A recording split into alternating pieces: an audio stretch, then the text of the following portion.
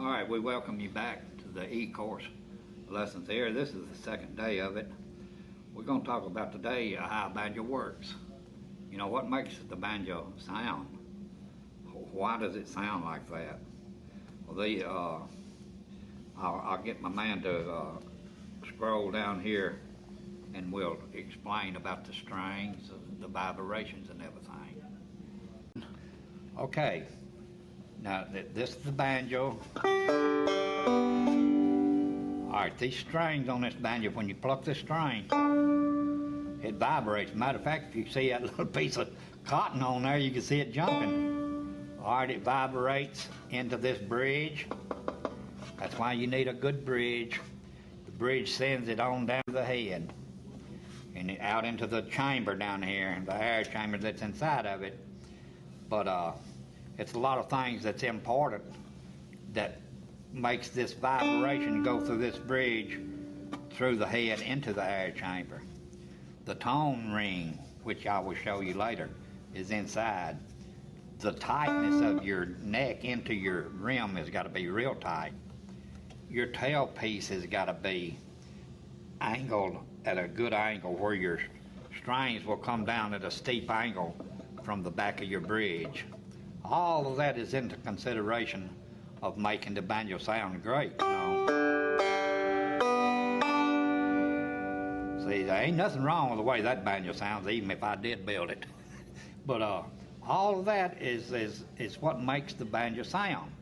Now, I can show you something right here in the back of this banjo, if he's got a good shot of it.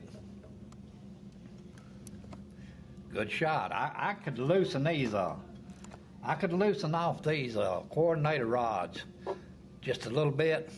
I could loosen these screw nuts around this head just a quarter of a turn, and then hit that banjo, and hey, you would not believe what it would sound like.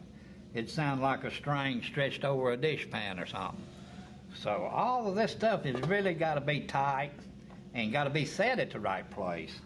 And the tone ring right here, it plays a big role in that. It's got to be fit tight against this rim here, this wooden rim. That's a metal tone ring right there.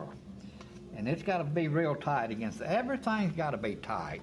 And when you get everything tight and everything set right, it ain't nothing to keep the banjo from sounding good. I can take a $200 banjo and make it sound good. You know, I can. So you don't have to buy no $10,000 banjo to have a good banjo. I would recommend that you start off on a fairly reasonable banjo. Now, don't get one that can't be made sound good, because that would discourage you. But we're going to build some banjos for the beginners, and would be a good banjo for the people to learn on. And they will learn on that banjo, because I've had students, their banjo wasn't no good, so they would quit trying to learn because the banjo didn't sound good. But I'd let them play mine, and they say, well, why can't mine sound that way? But you know, we're going to build some banjos that people can learn on. Then we hope they'll buy them a better one on down the line. Which if they don't, that's okay too. They can play their own, you know. But hope you can get something out of this lesson that we had here today that will help you along. And we will come back again with another lesson later on.